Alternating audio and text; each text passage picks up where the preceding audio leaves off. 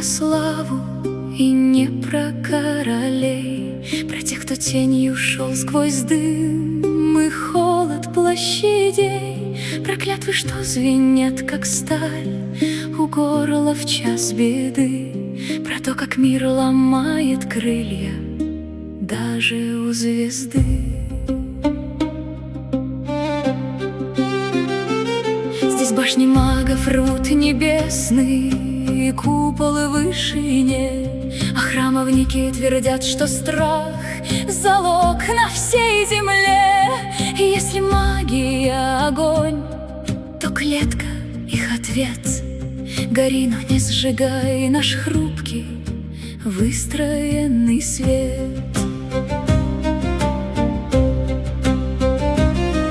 А в эльфийских лесах шепчут корни старых дубов: мы были здесь до вас, до ваших каменных богов. Брисилион помнит каждый вздох, каждый забытый след, но город строит стены, чтобы не слышать этот шепот вновь.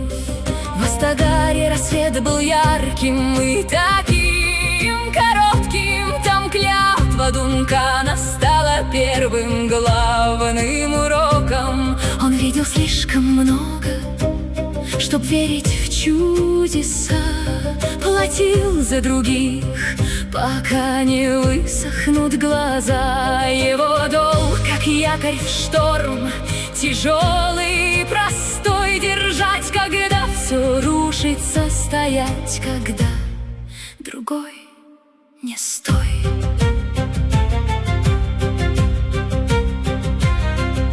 Мирия из башни, где небо близко, а земля чужая, где каждый шаг как приговор, и тишина живая.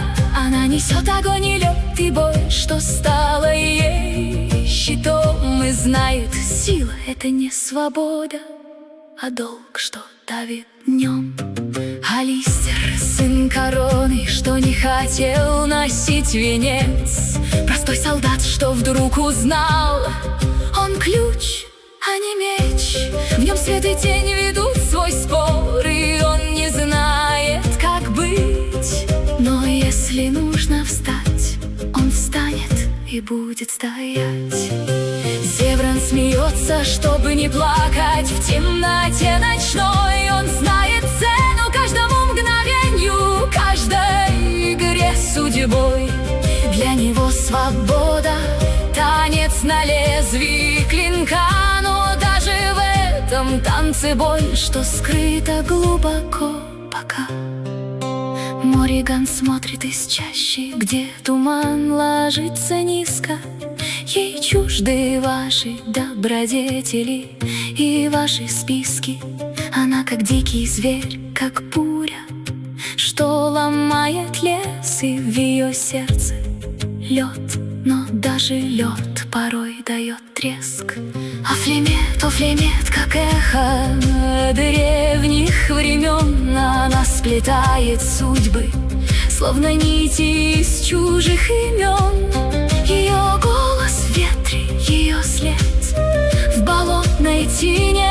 Она знает цену каждой слезе и каждой паутине. Фенхарел — волк, что смотрит из-за грани миров. Он смеется над клятвами, над верой и над страхом воров. Не друг и не спаситель, а тень, что знает все пути и шепчет: вы сами выбрали, куда вам дальше идти. В королевстве гномов камень помнит каждый шаг и стон. Там под землей идет свой тихий вечный закон. Там не кричат о чести, там копают, рубят, держат строй. И знают, если рухнет свод, никто не крикнет «стой».